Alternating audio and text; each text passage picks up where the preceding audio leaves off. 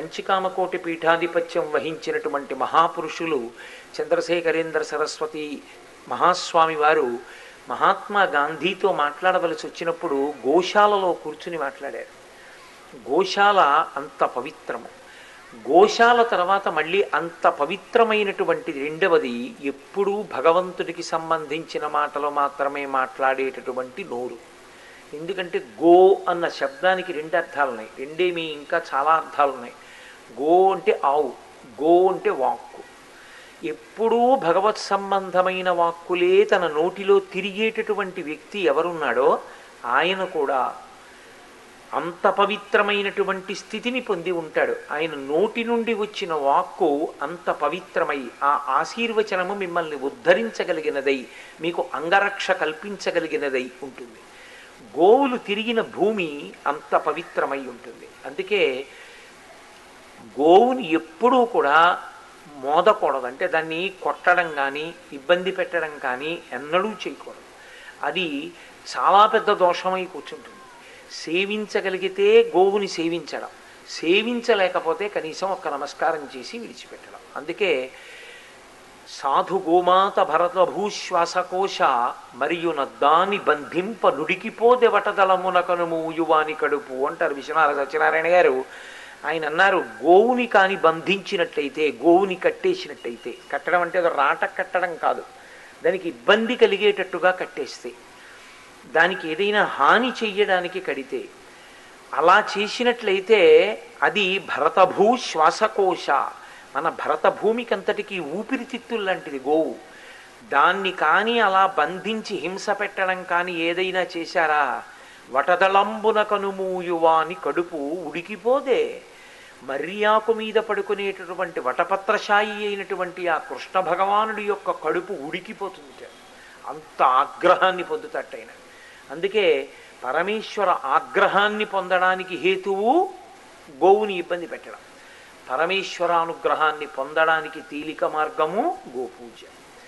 గోపూజతో ప్రారంభం చెయ్యండి అంటే కార్తీక శుక్ల పాడ్యమి నాడు మాత్రమే గోపూజ చెయ్యండి అని కాదు, ప్రతిరోజు గోపూజ చెయ్యగలిగితే చాలా గొప్పది. నేను ఇప్పుడు గోపూజ, గోవు యొక్క విశేషం గురించి విశేష ప్రసంగం చేస్తే మిగిలినటువంటి తిథుల గురించి మాట్లాడడంలో కొంచెం ఇబ్బంది వస్తుంది. యథార్థానికి అసలు గోవుని రక్షించండి, ఇదే కలియుగంలో వెంకటేశ్వర స్వామి వారి యొక్క సందేశం. అందుకే అప్పటి వరకు ఆయన ఎవరికి దర్శనం ఇవ్వలేదు. పుట్టలో ఉండిపోయిన వెంకటేశ్వరుడి మీదకి బ్రహ్మగారు గోవుగా వెళ్ళి పాలు విడిచిపెడుతుంటే అక్కడ ఉన్న గోపాల బాలుడు గొడ్డలి తీసి విసిరితే ఎక్కడ ఆ గొడ్డలి వచ్చి ఆవుకు తగులుతుందోనని పుట్టలోంచి పైకి వచ్చి ఆ ప్రహారమును తాను పుచ్చుకొని ఆ గొడ్డలి దెబ్బ చేత సప్తతాళ ప్రమాణేన రక్తస్ఫూర్తి రభూస్తథా, 7 తాటి చెట్లంతెత్తు రక్తపు ధార పైకి లేస్తే ఆ గోపాల బాలుడు హడిలిపోయి మరణించాడు. వెంకటేశ్వరావతార దర్శనం చేసిన మొట్టమొదటి వాడు ఒక గోపాల బాలుడు కనుక ఆనాటి నుండి ఈనాటి వరకు వెంకటేశ్వరుని యొక్క ప్రథమ దర్శనం గోపాల బాలులకి.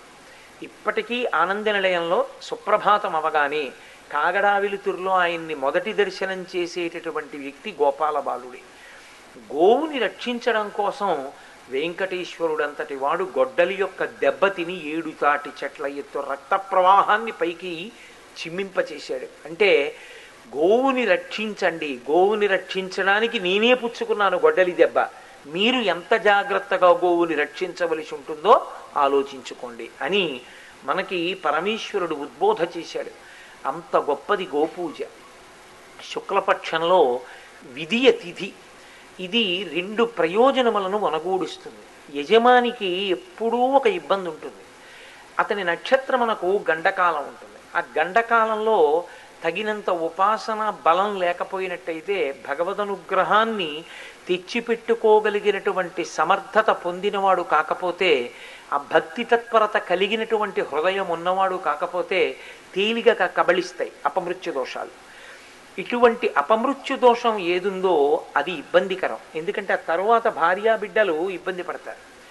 అలాగే నరకవాసం, నరకవాసం అత్యంత భయంకరము. లోకంలో ఎవరూ నరకంలో ఉండాలి అని కోరుకోరు. అటువంటి నరకవాసాన్ని, రెండవది ఇక్కడ అపమృత్యు భయాన్ని పోగొట్టుకోవడానికి కార్తీక మాస శుక్లపక్షంలో వచ్చేటటువంటి విధియ తిథి చాలా చాలా గొప్ప విశేషాన్ని మనకు అనుగ్రహించింది. అందుకే కార్తీక మాసం లాంటి మాసం ఇంకొకటి లేదు అంటారు. ఆ రోజు ఆడపిల్ల పిలుస్తుంది రమ్మనమని, పిలవాలి కూడా. తోడబుట్టిన వాళ్ళు పిలవాలి, అన్నదమ్ముల్ని రమ్మని పిలుస్తారు. ఎప్పుడైనా ఖాళీ లేదంటారేమో కానీ కార్తీక మాస శుక్లపక్ష విధియ నాడు అన్నగారిని కానీ తమ్ముణ్ణి కానీ చెల్లెలు రమ్మని పిలిస్తే అక్క తప్పకుండా వెళ్ళాలి. ఎందుచేత దానికి ఆ గొప్పతనం వచ్చింది అంటే, యమధర్మరాజు గారు యమున వీళ్ళిద్దరూ అక్క చెల్లెళ్ళు, వాళ్ళిద్దరికీ ఒకటే అలవాటు. వీళ్ళిద్దరూ సూర్యుని యొక్క పుత్రులు, సూర్యుని యొక్క సంతానం. యమధర్మరాజు గారు కాలంలో ఎప్పుడు ఏ క్షణంలో ఎవరు పడిపోవాలో వాళ్ళ యొక్క ప్రాణాన్ని నిర్దాక్షిణ్యంగా తీసేస్తాడు. యమునకి ముందుకు వెళ్ళడం తప్ప వెనక్కి రావడం రాదు. ముందుకు వెళ్ళి వెనక్కి రానిది కాలం. కాలంలో జీవులను వాళ్ళ ఆయు ప్రమాణం పూర్తయిపోగానే పడగొట్టేటటువంటి వాడు యముడు. వీళ్ళిద్దరూ లోకబాంధవుడై ఎప్పుడూ ఆకాశంలో తిరిగి దివారాత్రములను కల్పించగలిగినటువంటి సూర్య భగవానుని యొక్క బిడ్డలు. యమునకి కోరికుండేది, తోడబుట్టినటువంటి వాడు తన ఇంటికి రావాలని కోరుకుంటుంది కదండి ఆడపిల్లకి. ఎంత పొంగు అన్నయ్య వస్తున్నాడంటే చెల్లెలికి ఎంత సంతోషం. ఎప్పుడో ఢిల్లీలో ప్రసంగాలు చేయడానికి ఒప్పుకుని, అమ్మ ఢిల్లీ వస్తున్నానమ్మా అంటే మా చెల్లెలు 7-8 నెలల నుంచి ముందు నుంచి ఫోన్ చేసి ప్రతి ఆ తారీఖు చెప్పి, అన్నయ్య నువ్వు ఇదిగో ఈ తారీఖున మళ్ళీ నా ఇంట్లో ఉంటావు, నా ఇంట్లో ఉంటావు, నా ఇంట్లో ఉంటావు. ఎంత పొంగిపోయేదో నిజంగా. ఆ రోజు వచ్చి నేను ఢిల్లీ చేరుకున్న రోజున ఎంత పొంగో దాని ముఖంలో, ఎంత సంతోషం. ఆడపిల్లే, తోడపుట్టిన ఆడపిల్లకి అన్నదమ్ములంటే అంత ప్రేమ ఉంటుంది. కాబట్టి యమునకి మాత్రం ఎందుకు ఉండదు? యమధర్మరాజు గారిని తన ఇంటికి ఆహ్వానించింది. ఆయన పాపం అంతా ఖాళీగా ఉండేవాడా? ఆయనకి బోల్డంత పని, ప్రతి క్షణంలో కూడా కొన్ని కోట్ల జీవుల్ని పడగొడుతూ ఉండాలి.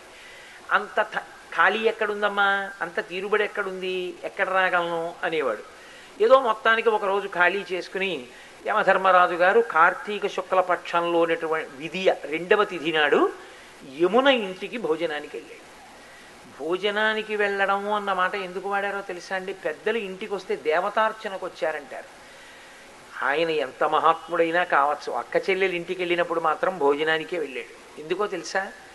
పరమ ప్రీతితో వండి పెడుతుంది. తోడ పుట్టింది కదూ, ఆయన ఏ పదార్థాన్ని చూస్తే ఎక్కువ మక్కువ పొందుతాడో, ఒక్క దోసకాయ పప్పు ఉంటే చాలు, ఆయనకి ఆ రోజున మిగిలిన పదార్థాలు ముట్టుకోడు. ఒక్క కొబ్బరి పచ్చడి ఉంటే చాలు, ఆయన మిగిలిన పదార్థాలు ముట్టుకోడు. ఆయనకి అదో బలహీనత, ఆయనకి అది ఇష్టం. ఇది ఎవరికి తెలుసు? చిన్నప్పటి నుంచి తోడ పుట్టింది కాబట్టి అక్క చెల్లెలికి తెలుసు.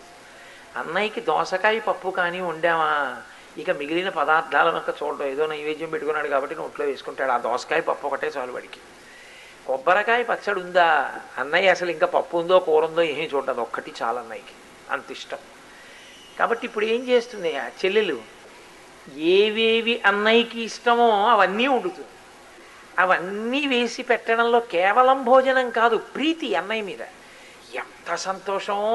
అన్నయ్య తింటుంటే అబ్బా అమ్మ నాకు అన్నీ ఇష్టమైన ఉండేవా, ఎంత గుర్తుపెట్టుకున్నావురా అని అవి తింటుంటే అన్నయ్య తింటూ పొందుతున్న తృప్తి చూసి చెల్లెలు పొంగిపోతుంది.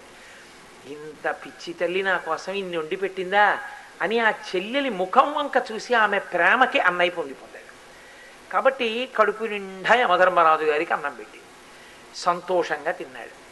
చెల్లెలు కదూ, మర్యాద చేయకుండా వెళ్ళకూడదు. అమ్మా పిలిచావు, ఇంత ప్రేమతో భోజనం పెట్టావు, ఏమైనా వరం కోరుకో ఇస్తానన్నాడు. యమున తన కొరకు కోరుకోలేదు. మహాతల్లి యమున నదీస్వరూపం, అధిష్టాన దేవత. ఆవిడంది, అన్నయ్య ఇవాళ నువ్వు మా ఇంటికి భోజనానికి వస్తే నేనెంత పొంగిపోయానో, అలాగే ప్రతి కార్తీక శుక్ల పక్షంలో వచ్చేటటువంటి 2వ తిథి నాడు, విధియ నాడు తోడ పుట్టిన అక్క చెల్లెళ్ళు అన్నదమ్ముల్ని భోజనానికి పిలవాలి. ఏ అన్నదమ్ముడు అక్క చెల్లెలు ఇంటికి వెళ్ళి ఆ రోజున భోజనం చేసి సంతోషంగా అక్క చెల్లెలతో మాట్లాడతాడో, అలా మాట్లాడినటువంటి అన్నదమ్ముడు అలా అక్క చెల్లెలింటికి వెళ్ళి భోజనం చేసిన వాడికి అపమృత్యు దోషము కలగకుండుగాక వాడికి నక్షత్రానికి గండకాలం వచ్చినా అది తప్పిపోవాలి. నువ్వు నా ఇంటికి వస్తే నీ పొంగిపోయినట్టే మళ్ళీ ఏడాది మళ్ళీ ఏడాది మళ్ళీ ఏడాది ఆ అన్నయ్య అలా రావాలని చెల్లెలకు ఉండదు. అందుకని చెల్లెలి కోసం అన్నయ్యలకి తమ్ముళ్ళకి అందరికీ వరం ఇయ్యంది. ఆనాడు యమున కోరింది కాబట్టి పురుష జాతికి అంతటికీ అదృష్టం దక్కింది.